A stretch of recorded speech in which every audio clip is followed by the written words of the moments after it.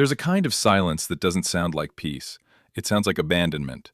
It happens in the space between what used to be a steady rhythm of calls, messages, laughter, plans, and now nothing. Just air, just absence.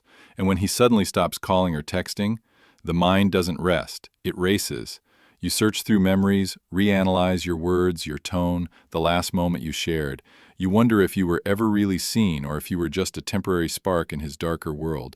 You feel the weight of uncertainty, and it starts to feel personal, like rejection, like erasure. But what if it's not about you? What if this silence, as loud and disorienting as it feels, isn't an act of cruelty, but a collapse? What if he's not pulling away from you, but from a part of himself he never knew how to face? Carl Jung believed that love doesn't just connect us, it awakens what's been buried, and sometimes what it awakens is the shadow, the darker, hidden self, the part we've repressed for years to survive. And when that shadow rises, some people don't lean into love, they run from it, not because they want to, but because they were never taught how to stay when love reveals what they fear most about themselves. When a man begins to feel real emotional connection, it doesn't always land as comfort. Sometimes it lands as threat. Not because you've done anything wrong, but because the experience of being seen, truly seen, can stir emotions he's kept buried for years, maybe his whole life. Carl Jung described this hidden realm as the shadow, the parts of the self that we suppress, deny, or disown because we were taught they were unacceptable, weak, or dangerous. For many men, that shadow includes vulnerability, softness, fear, and the longing to be loved without condition. When you offer him presence, warmth, and emotional intimacy, it touches that shadow. And instead of feeling safe, he feels exposed. It's not that your love isn't beautiful, it's that it's powerful. And power, especially the power of love, will illuminate what's been hiding. So instead of leaning in, he recoils. Not to hurt you, but to protect himself. His nervous system registers the intimacy not as a gift, but as a risk.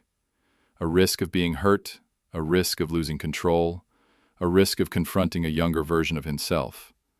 The boy who was maybe neglected, misunderstood, or made to feel that emotional needs were a burden. And so he disappears. He doesn't ghost you because he's careless.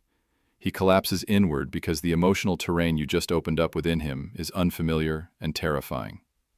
In his world, intimacy may be wired to danger.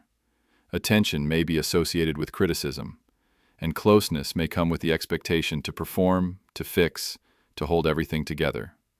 So when you come along and simply want to connect, not demand, not control, but connect, he might find himself spiraling. Not consciously. Most of this happens below the surface. On the outside, it looks like he just vanished. But on the inside, there's a storm, one he never learned how to navigate. Jung would say this man is not running from you. He is running from the confrontation with his shadow that your love activated. He is not rejecting you. He is rejecting the part of himself that still doesn't believe he's worthy of being loved as he is. And until he meets that part of himself with compassion, he will continue to run. From love, from truth, from the mirror you unintentionally held up to his soul. When he disappears, she doesn't just feel confused. She feels abandoned. And that abandonment doesn't start with him. It reaches back. It taps into older, quieter wounds, the ones that were never fully processed, just tucked away and survived. His silence becomes the voice of every moment she was left waiting. For the father who didn't come home, for the caregiver who didn't understand, for the boy in high school who said he loved her but vanished when things got serious. The logical mind may know this man is separate from those past pains, but the body doesn't make that distinction. The body remembers. And when his voice goes quiet, hers begins to rise, not out loud, but within. The questions flood in, not because she's needy, but because she's been trained by life to equate love with instability. Her nervous system doesn't interpret silence as neutral. It experiences it as danger, as a threat to her sense of belonging, safety, and worth. And that's where the spiral begins. She starts to overanalyze, replay conversations, reread messages, and internalize the withdrawal as something she caused, because somewhere deep inside a voice whispers, if I were lovable enough, he wouldn't have left. This voice isn't hers, not originally. It was planted there by years of subtle rejections, of being made to feel too emotional, too sensitive, too intense. And now, when love disappears, that old voice gets louder. Jung would say that her reaction isn't overthinking, it's a psychological complex being activated. A deep pattern wired through time, now triggered by a modern wound. So she doesn't just lose the relationship, she starts to lose herself. She questions her intuition, her memory, her self-worth. She feels ashamed for caring too much, for noticing the distance, for feeling what she feels. But what she's really grieving isn't just the man who vanished. She's grieving the hope that maybe, this time, she wouldn't be left. And that grief is real. That grief is sacred, because it holds the story not just of this one connection, but of every time love felt close, then cold. This is why the pain runs so deep. It's not just about him, it's about everything he unintentionally represented. There's a strange and painful irony playing out between them, one that neither of them fully understands in the moment. He thinks he's protecting himself by withdrawing, and she thinks she's the reason he's gone. But beneath those surface reactions lie two ancient emotional systems, both doing what they were programmed to do. This is where Carl Jung's insight into the unconscious becomes crucial. His silence is not rejection in the way she fears. Her reaction is not overthinking in the way he may assume.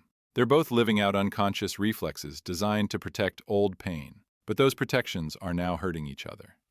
He was never taught how to stay when intimacy feels threatening. She was taught that love must be earned, and that when someone pulls away, she has to try harder to be enough. He runs not because she's wrong for him, but because closeness awakens parts of himself he hasn't yet met with compassion. She spirals not because she's insecure, but because abandonment awakens parts of herself that were conditioned to chase love for survival. So in a tragic twist, her need to understand him only amplifies his need to escape, and his escape only confirms her deepest fear, that she is too much or not enough. And the more they try to protect themselves, the more they recreate a dynamic neither of them ever chose consciously. He may think he needs space to breathe. She may think she needs answers to feel whole again.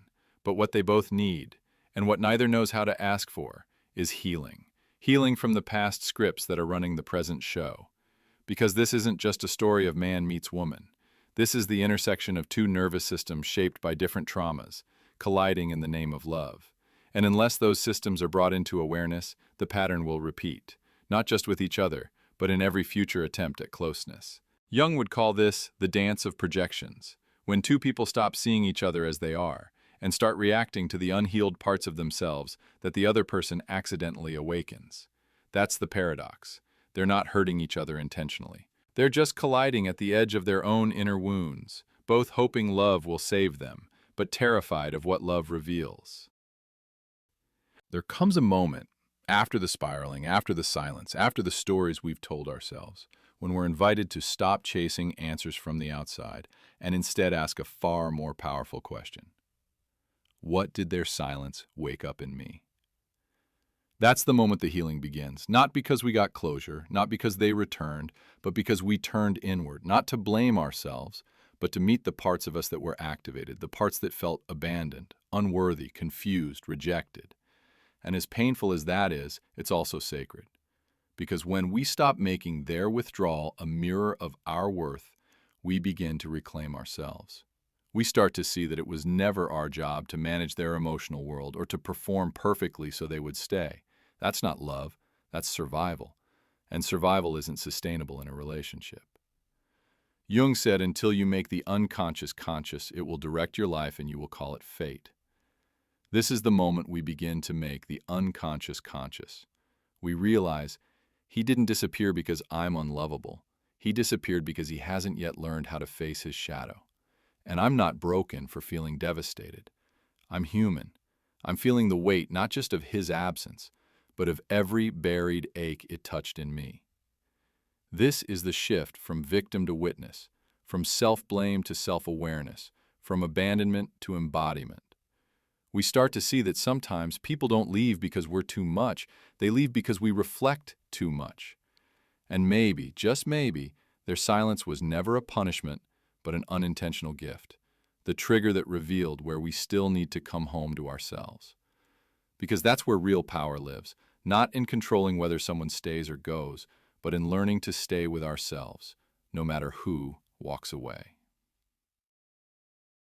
Sometimes love doesn't end. It simply goes underground. It waits. It waits for the one who left to meet the parts of himself he's been avoiding.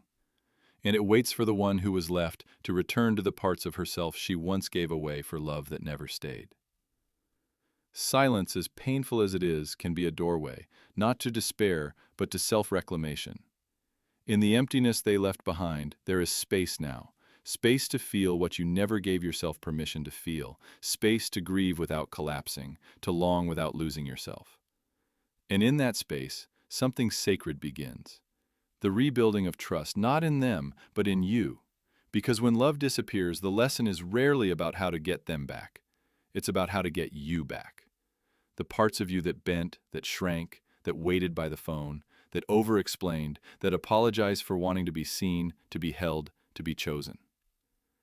Jung believed that the journey toward wholeness, individuation, begins when we stop chasing projections and start integrating the truth. And the truth is this: you are not too much. You are not hard to love. And someone leaving doesn't mean you were never enough. It often means they weren't ready to meet themselves. So if his silence spoke to an old ache inside you, listen. Not to punish yourself, but to witness yourself. And in witnessing, to begin healing. Because sometimes the people who trigger our deepest pain are also the ones who hand us the key to the place within we've long forgotten how to come home to. And if this spoke to something quiet but aching inside you, you're not alone. This space is for you. Subscribe, and let's keep healing with truth.